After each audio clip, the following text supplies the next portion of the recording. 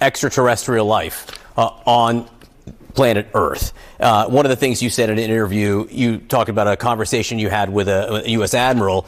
They tell me something's moving at hundreds of miles an hour underwater, as large as a football field underwater. This was a documented case, and I have an admiral telling me this stuff. What do you believe exists on Earth in terms of extraterrestrial life, and what have you seen proof of? Well, there's some things I've seen proof of that I can't discuss, and I've urged the White House to disclose these things. You know, they spend hundreds of millions of dollars researching something, and then you have one group telling us they don't exist, and I have the best pilots in the world telling me, Tim, this thing was 14 feet from my canopy, and he did this, and I've seen things that I wish the public could see. There's just a lot of unknowns, and again, they tell us they don't exist, but then they issue redacted reports, and they're still studying. Almost every one of our alphabet agencies has that. And we had testimony that said they have a recovery unit. Now, what are they recovering?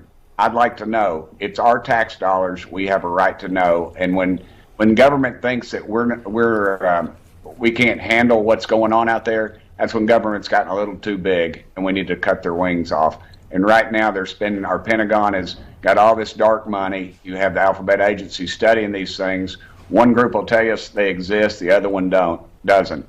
I just think it's time that we have total disclosure. And you all in the press ought to be for transparency and disclosure. I don't see a problem with that. You know, I've been on the Oversight Committee and the UAP Task Force to try to identify and disclose. In fact, I don't mind saying I've been reaching out to Trump's campaign and to his policy team, trying to get them to consider UFO disclosure. What have they told you? Well, do an executive order on that. And I think that Chuck Schumer, it's one thing I think Chuck Schumer and I can find an agreement on is that the American people, really the world, deserves to know this. The power of the presidency is amazing.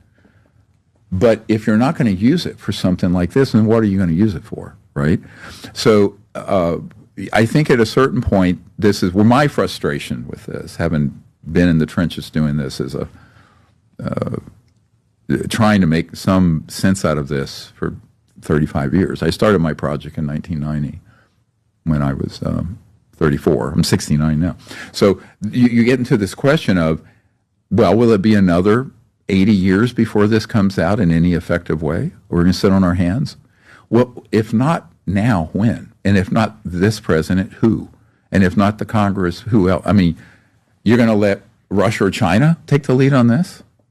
They won't. No. Neither one of them will. Nobody will do this. Well, the only we better. Hey, here's a punchline. I hate to interrupt you. I have 3 separate people don't know each other that are in comm centers, communication centers, where somehow they have intercepted traffic communications, non-human intelligence craft, where because at the rate at which we have reverse engineered ET technology and now have turned it into weapon systems against them, there's a red line that we're going to cross. And in other words, if we don't fix this problem, there are forces out in space way more powerful than anything, and certainly more powerful than the president. And am I saying this as a warning? I am. Because I know for a fact that we have crossed that red line, and we are using technologies that are extraordinary against these people. And at what point? Now, they're not hostile, but they're also not going to let humans, who are a bunch of psychopaths and sociopaths who run these programs, and they are, just run amok out in space and be a threat to assets that are not human. So we have this very egocentric view of humans, like we're just the be-all and end-all, like Mr. Burchett was saying, Congressman Burchett. It's a big universe. And, you know, we're going to have to learn to live together in peace on the planet, but also in space. Because when you cross the nuclear threshold, and that's what we've done with these technologies, you're talking about systems, when they're weaponized, that are much more destructive than a thermonuclear weapon.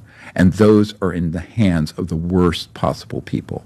They are not under the control of we the people and our representatives or the president or Congress. So anyone who thinks it is or very badly.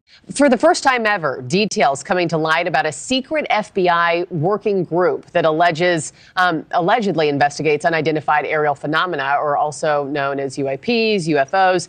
It's the first time that the group has ever been publicly disclosed, according to Politico. That claim coming from former Navy pilot Ryan Graves.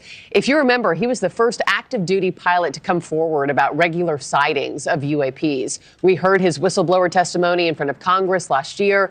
Graves says the FBI working group is made up of more than a dozen staff who, quote, spend much of their time tracking down UAPs. So these agents have taken upon this responsibility as a part of a bottoms-up approach in order to understand what potential illegalities might be occurring with objects that are operating within our airspace that we're not properly tracking or mitigating. The FBI has both a law enforcement as well as a counterintelligence responsibility. So having objects that are harassing military bases as well as the general public over our national airspace squarely fits within their domain of responsibilities. Yeah. You know, I think a lot of Americans are listening to this segment right now, seeing this headline saying, what, FBI agents, looking into UFOs? How long have they been a group, Ryan, and tasked with investigating them? Well, my understanding is that they kicked off this work in about 2020. We've been engaging with them for the past year and a half. And what that primarily looks like, we receive a lot of reports at Americans for Safe Aerospace, some that might have serious national security implications. And so with the permission of the pilots or the witnesses, we've referred the pilot to interview with these groups such that these agents can then follow up on the reports, gather additional information, talk to additional witnesses, and look for gaps in our national security that they can address for the nation. Let me drill down on that. You say you've reached out to the White House about it. What have they told you? So right now I'm chasing down the proper person, but I've been reaching out to people that are in Trump camp that I know. So what's your sense? What's your feeling? What happens here? With disclosures, transparency, maybe declassification of any kind. I think Trump he sees himself as the people's president, and I think that if the American people, and there's an outcry for people that want the information, I think that Trump will deliver because he sees his role as working for the American people and not the other way around. If that is put forward, declassified, a report, whatever, what do you think we would see on that front? Look, I hope we get some answers one way or the other, but whether we go back to what really happened at Roswell, what if there was any attempts to cover that up, every event that we've been investigating, that the UFO community has been investigating, I would like to get answers to those events.